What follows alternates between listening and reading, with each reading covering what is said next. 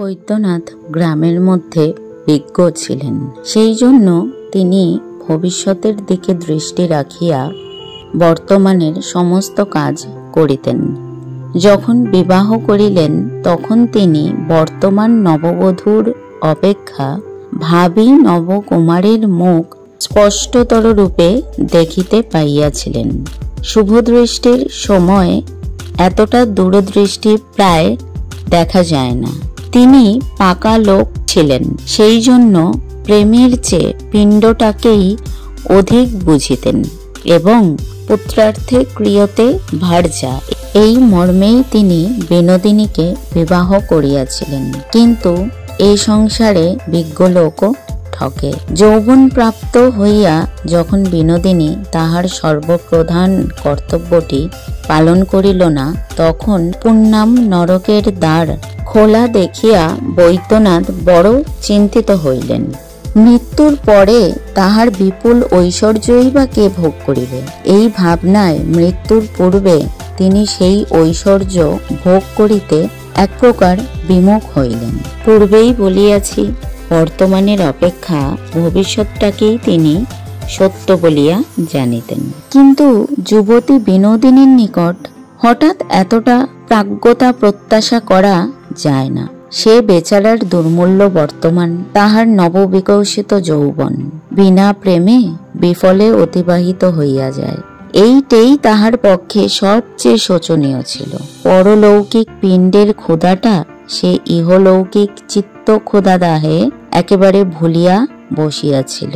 মনুর পবিত্র বিধান এবং বৈদ্যনাথের আধ্যাত্মিক ব্যাখ্যায় তাহার বুভুক্ষিত হৃদয়ের তিলমাত্র তৃপ্তি হইল না। যে যাহাই বলুক, এই বয়সটাতে ভালোবাসা দেয়া এবং ভালোবাসা পাওয়াই রমণীর সকল সুখ এবং সকল কর্তব্যের চেয়ে স্বভাবতই বেশি মনে হয়। কিন্তু বিনোদার ভাগ্যে নব প্রেমের বর্ষা বাড়ি সিঞ্চনের বদলে স্বামীর, পিশাশুড়ির এবং অন্যান্য গুরু ও গুরুতর লোকের সমুচ্চ আকাশ হইতে তর্জন গর্জনের শিলাবৃষ্টি ব্যবস্থা হইল। সকলেই তাহাকে বন্ধা বলিয়া অপরাধী করিত। একটা ফুলের চারাকে আলোক এবং বাতাস হইতে রুদ্ধ ঘরে রাখিলে তাহার যেরূপ অবস্থা হয়, বিনোদার বঞ্চিত যৌবনেরও সেইরূপ অবস্থা ঘটিয়াছিল। সদা সর্বদা এই সকল চাপাচুপি ও বকাবকির মধ্যে থাকিতে না পারিয়া যখন সে কুসুমের বাড়ি তাস খেলিতে যাইত, সেই সময়টাই তাহার বড় ভালো লাগিত। সেখানে পুথ নরকের ভীষণ ছায়া সর্বদা বর্তমান না থাকাতে হাসি ঠাট্টা গল্পের কোনো বাধা ছিল না। কুসুম যেদিন তাস খেলিবার সাথী না পাইত, সেদিন তাহার তরুণ দেবর নগেন্দ্রকে ধরিয়া আনিত। নগেন্দ্র ও বিনোদার আপত্তি হাসিয়া উড়াইয়া দিত। এই সংসারে এক হইতে আরেক হয় এবং খেলা ক্রমে সংকটে পরিণত হইতে পারে, এসব গুরুতর কথা অল্প বয়সে হঠাৎ বিশ্বাস হয় না। এই সম্বন্ধে নগেন্দ্রেরও আপত্তির দৃঢ়তা কিছুমাত্র দেখা গেল না।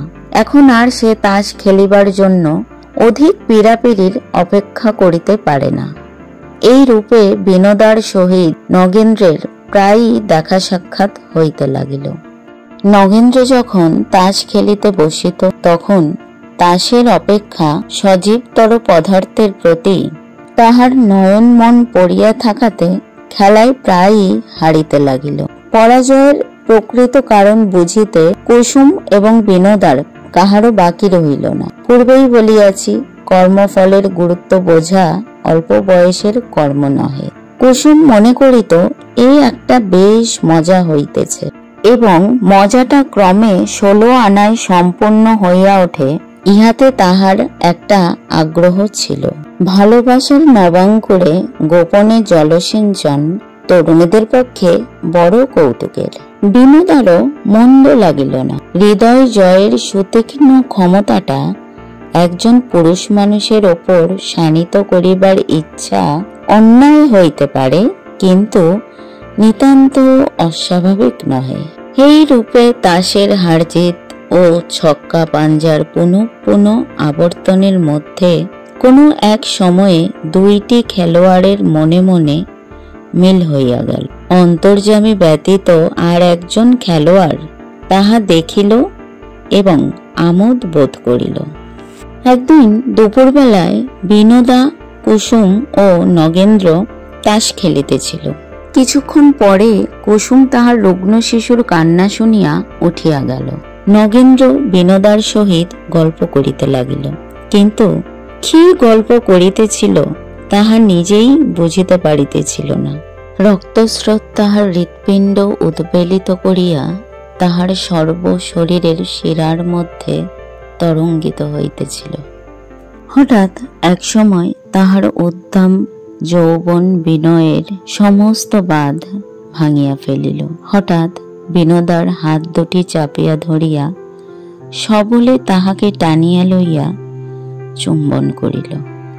বিনোদা নগেন্দ্র কর্তৃক এই অবমাননায় ক্রোধে, ক্ষোভে, লজ্জায় অধীর হইয়া নিজের হাত ছাড়িবার জন্য টানাটানি করিতেছে। এমন সময় তাহাদের দৃষ্টিগোচর হইল ঘরে তৃতীয় ব্যক্তির আগমন হইয়াছে। নগেন্দ্র নতমুখে ঘর হইতে বাহির হইবার পথ অন্বেষণ করিতে লাগিল। পরিচারিকা গম্ভীর স্বরে কহিল, বউ ঠাকুরন, তোমাকে পিসিমা ডাকছেন। বিনোদা ছলছল চক্ষে নগেন্দ্রের প্রতি বিদ্যুৎ কটাক্ষ বর্ষণ করিয়া দাসীর সঙ্গে চলিয়া গেল। পরিচারিকা যেটুকু দেখিয়াছিল তাহাকে রস এবং যাহা না দেখিয়াছিল তাহাকেই সুদীর্ঘতর করিয়া বৈদ্যনাথের অন্তঃপুরে একটা ঝড় তুলিয়া দিল। বিনোদার কি দশা হইল সে কথা বর্ণনার অপেক্ষা কল্পনা সহজ। সে যে কতদূর নিরপরাধ কাহাকেও বুঝাইতে চেষ্টা করিল না, নতমুখে সমস্ত সহিয়া গেল। বৈদ্যনাথ আপন ভাবি পিণ্ডদাতার আবির্ভাব সম্ভাবনা অত্যন্ত সংশয়াচ্ছন্ন জ্ঞান করিয়া বিনোদাকে কহিল, কলঙ্কিনী, তুই আমার ঘর হইতে দূর হইয়া যা। বিনোদা শয়ন কক্ষের দ্বার রোধ করিয়া বিছানায় শুইয়া পড়িল। তাহার অশ্রুহীন চক্ষু মধ্যাহ্নের মরুভূমির মতো জ্বলিতেছিল।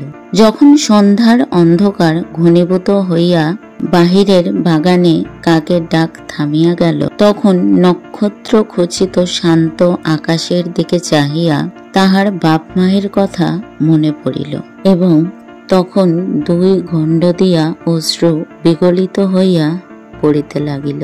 সেই রাত্রে বিনোদা স্বামীগৃহ ত্যাগ করিল। কেহ তাহার খোঁজও করিল না। তখন বিনোদা জানিত না যে প্রয়োজনার্থং মহাভাগা, স্ত্রী জন্মের মহাভাগ্য সে লাভ করিয়াছে। তাহার স্বামীর পরলৌকিক সদ্গতি তাহার গর্ভে আশ্রয় গ্রহণ করিয়াছে। এই ঘটনার পর 10 বৎসর অতীত হইয়া গেল। ইতিমধ্যে বৈদ্যনাথের বৈষয়িক অবস্থার প্রচুর উন্নতি হইয়াছে। এখন তিনি পল্লীগ্রাম ছাড়িয়া কলিকাতায় বৃহৎ বাড়ি কিনিয়া বাস করিতেছেন। কিন্তু তাহার বিষয় যতই বৃদ্ধি হইল, বিষয়ের উত্তরাধিকারীর জন্য প্রাণ ততই ব্যাকুল হইয়া উঠিতে লাগিল। পরে পরে 2 বার বিবাহ করিলেন, তাহাতে পুত্র না জন্মিয়া কেবলই কলহ জন্মিতে লাগিল। দৈবজ্ঞ পণ্ডিতে সন্ন্যাসী অবধূতে ঘর ভরিয়া গেল। শিকড়, মাদুলি, জলপড়া এবং পেটেন্ট ঔষধের বর্ষণ হইতে লাগিল। কালীঘাটে যত ছাগ শিশু মরিল, তাহার অস্থিস্তূপে তৈমুর লঙ্গের কঙ্কাল জয়স্তম্ভ ধিকৃত হইতে পারিত, কিন্তু তবু কেবল গুটি কতক অস্থি ও অতি স্বল্প মাংসের একটি ক্ষুদ্রতম শিশুও বৈদ্যনাথের বিশাল প্রাসাদের প্রান্তস্থান অধিকার করিয়া দেখা দিল না। তাহার অবর্তমানে পরের ছেলে কে তাহার অন্ন খাইবে, ইহাই ভাবিয়া অন্নে তাহার অরুচি জন্মিল। বৈদ্যনাথ আরও একটি স্ত্রী বিবাহ করিলেন, কারণ সংসারে আশারও অন্ত নাই, কন্যাদায়গ্রস্তের কন্যারও শেষ নাই। দৈবজ্ঞেরা কোষ্ঠী দেখিয়া বলিল, ওই কন্যার পুত্রস্থানে যেরূপ শুভযোগ দেখা যাইতেছে, তাহাতে বৈদ্যনাথের ঘরে প্রজাবৃদ্ধির আর বিলম্ব নাই। তাহার পরে 6 বৎসর অতীত হইয়া গেল, তথাপি পুত্রস্থানের শুভযোগ আলস্য পরিত্যাগ করিলেন না। বৈদ্যনাথ নৈরাশ্যে অবনত হইয়া পড়িলেন। অবশেষে শাস্ত্রজ্ঞ পণ্ডিতের পরামর্শে একটা প্রচুর ব্যয়সাধ্য যজ্ঞের আয়োজন করিলেন। তাহাতে বহুকাল ধরিয়া বহু ব্রাহ্মণের সেবা চলিতে লাগিল। এদিকে তখন দেশব্যাপী দুর্ভিক্ষে বঙ্গ, বিহার, উড়িষ্যা অস্থিচর্মসার হইয়া উঠিয়াছিল। বৈদ্যনাথ যখন অন্নের মধ্যে বসিয়া ভাবিতেছিলেন, আমার অন্ন কে খাইবে, তখন সমস্ত উপবাসী দেশ আপন রিক্তস্থালির দিকে চাহিয়া ভাবিতেছিল, কি খাইব। ঠিক সেই সময়ে 4 মাস কাল ধরিয়া বৈদ্যনাথের চতুর্থ সহধর্মিণী 100 ব্রাহ্মণের পাদদক পান করিতেছিল এবং 100 ব্রাহ্মণ প্রাতে প্রচুর অন্ন এবং সায়াহ্নে অপর্যাপ্ত পরিমাণে জলপান খাইয়া খুরি, সরা, ভার এবং দধি ঘৃতলিপ্ত কলার পাতে মিউনিসিপ্যালিটির আবর্জনা শকট পরিপূর্ণ করিয়া তুলিতেছিল। অন্নের গন্ধে দুর্ভিক্ষ কাতর বুভুক্ষগণ দলে দলে দ্বারে সমাগত হইতে লাগিল। তাহাদিগকে সর্বদা খেদাইয়া রাখিবার জন্য অতিরিক্ত দাড়ি নিযুক্ত হইল। একদিন প্রাতে বৈদ্যনাথের মার্বল মণ্ডিত দালানে একটি স্থূলদয় সন্ন্যাসী 2 সের মোহনভোগ এবং 1.5 সের দুগ্ধ সেবায় নিযুক্ত আছে। বৈদ্যনাথ গায়ে একখানি চাদর দিয়া জোর করে একান্ত বিনীতভাবে ভূতলে বসিয়া ভক্তি ভরে পবিত্র ভোজন ব্যাপার নিরীক্ষণ করিতেছিলেন। এমন সময় কোনো মতে দাড়িদের দৃষ্টি এড়াইয়া জীর্ণ দেহ বালক সহিত একটি অতি শীর্ণকায়া রমণী গৃহে প্রবেশ করিয়া ক্ষীণ স্বরে কহিল, বাবু, 2টি খেতে দাও। বৈদ্যনাথ শশব্যস্ত হইয়া চিৎকার করিয়া উঠিলেন, গুরুদয়াল, গুরুদয়াল। গতিক মন্দ বুঝিয়া স্ত্রীলোকটি অতি করুণ স্বরে কহিল, ওগো, এই ছেলেটিকে 2টি খেতে দাও, আমি কিছু চাই নে। গুরুদয়াল আসিয়া বালক ও তাহার মাতাকে তাড়াইয়া দিল। সেই ক্ষুধাতুর নিরন্ন বালকটি বৈদ্যনাথের একমাত্র পুত্র। 100 পরিপুষ্ট ব্রাহ্মণ এবং 3 জন বলিষ্ঠ সন্ন্যাসী বৈদ্যনাথকে পুত্র প্রাপ্তির দুরাশায় প্রলুব্ধ করিয়া তাহার অন্ন খাইতে লাগিল।